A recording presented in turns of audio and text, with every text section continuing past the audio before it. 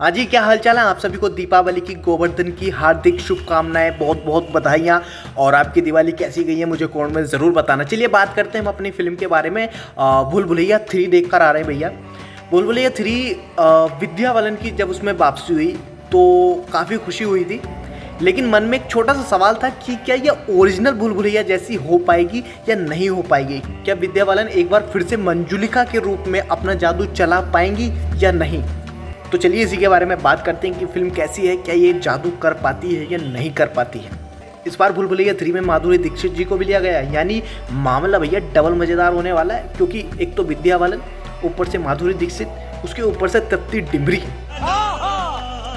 तो देखो भैया, ऐसे में अगर 2 कमाल के कलाकार के साथ, जहाँ माधुरी दीक्षित और विद्या बालन है, उनको लेकर ये भूल भुलैया 3 बन रही है, तो मतलब हमारे डायरेक्टर साहब यानी कि अनीस बज्मी कुछ तो कमाल का ज़रूर करने वाले हैं। साथ में कार्तिक आर्यन की मस्ती भी है, वाह भाई वाह। तो पिक्चर की शुरुआत होती है बंगाल के रक्त घाट से। 1824 में यहाँ एक राजकुमारी हुआ करती थी जिसका नाम था मंजुलिका। वो नृत्य में कुशल थी, साथ ही उसकी शस्त्र कला का भी कोई जवाब नहीं था।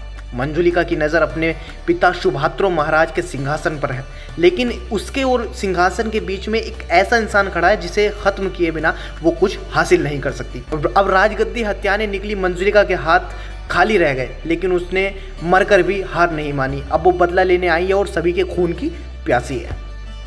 अब इस घटना को घटे भैया 200 साल हो चुके हैं। आज के वक्त में रूहान यानी कि कार्तिक भैया हमारे रूह बाबा बनकर लोगों को बेवकूफ़ बना रहे हैं। पाखंडी बाबा बना रूहान अपने चेले के साथ मिलकर लोगों की गलतियों को भूत बाधा बताकर और गंगा जल की पिचकारी मारकर माफ़ करवाता है। इसके बदले उनकी कीमती चीज़ों को शापित बोलकर ऐठ लेता है। लेकिन ये ढोंगी रूह बाबा नहीं जानता कि जल्द उनकी मुलाकात एक ऐसे भूत से होने वाली है जो उनकी नाक में दम कर देगा। तो फिल्म में भैया अपना बस्ता उठाकर रूह बाबा निकल पड़ते हैं मंजुलिका का सामना करने। अब भैया क्या रूह बाबा मंजुलिका से मीरा और उसके परिवार का पीछा छुड़ा पाएंगे, और आखिर असल में मंजुलिका है कौन और उसकी कहानी सही में है क्या, यही सब हमें इस फिल्म में देखने के लिए मिलता है। और इसी पर ये पूरी पिक्चर की खिचड़ी पकाई गई है। भैया बात करेंगे फिल्म है कैसी। ये तो फिल्म की कहानी की बात हुई। तो भैया फिल्म की शुरुआत तो ठीक ठाक होती है। मंजुलिका की कहानी, उसकी मौत और उसका भूत बनना आपको सब समझ में आता है और डराता भी है। फिर आते हैं भैया रूह बाबा जिनका पाखंड आपको हंसाता है। लेकिन फिल्म जैसे जैसे आगे बढ़ती है आप भूल भुलैया में फंसते चले जाते हैं। पिक्चर का फर्स्ट हाफ आपको अपने साथ बांधे रखता है और धीरे धीरे कहानी खुलती रहती है और आपके मन में आ रहा होता है कि अब क्या होगा, कैसे होगा, क्यों होगा, किस लिए होगा। फिर भैया इंटरवल और उसके बाद आता है सेकंड हाफ। लेकिन भैया सेकंड हाफ थोड़ा सा हमारे मन को ठेस पहुंचाता है, क्योंकि फिल्म लॉजिक और फन पीछे छोड़कर आ जाती है। अब पिक्चर में कुछ भी हो रहा है, अब किसी के मन में ये सवाल नहीं कि मंजुलिका यहाँ क्या कर रही है, क्या नहीं कर रही है। अब सवाल ये है कि आखिर मंजुलिका है कौन। दावा करती है कि हॉरर कॉमेडी है। अब इस फिल्म में हॉरर के नाम पर आपको पिक्चर में सिर्फ घिसी पिटी चीज़ें देखने के लिए मिलती है। इसके बीच में थोड़े कॉमेडी के छींटे मारे गए हैं जो ज़्यादातर मिस ही होते हैं। पर्दे पर कुछ भी हो रहा है और आप इंतज़ार कर रहे हैं कि कब ख़त्म होगा यार, कब हम अपने घर निकलेंगे। तो बाकी परफॉर्मेंस की बात करें तो रूह बाबा के रोल में कार्तिक आर्यन को देखकर हमें अक्षय भैया की बहुत याद आती है।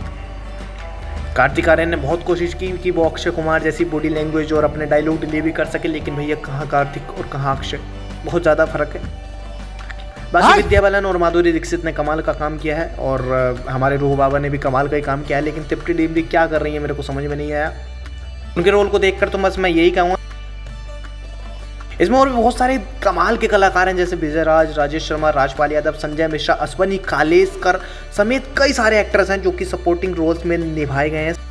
बाकी इसकी राइटिंग कितनी बढ़िया है आप उससे ये समझ सकते हैं कि जब इतने बढ़िया कलाकार लेकर उनके पंच हमें हंसा नहीं पाते तो फिर आगे क्या ही कहूँ मैं। बाकी मेरे रिव्यूज़ आप समझ गए होंगे कि ये फिल्म कैसी है। अगर आपने अभी तक नहीं देखी है तो जाकर सिनेमाघरों में देखना भैया कैसी है फिल्म, जब भी आपको पता चलेगा। और देख लिया तो मुझे कौन बताना कि आपको कैसी लगी। और हमारे चैनल को सब्सक्राइब कर लेना, बेल आइकन को प्रेस कर लेना। इस तरह की खबरें हमारे चैनल पर आती रहती हैं। फिर मिलेंगे एक और नई रिव्यू में, तब तक के लिए थैंक यू, धन्यवाद, शुक्रिया। जय श्री राम।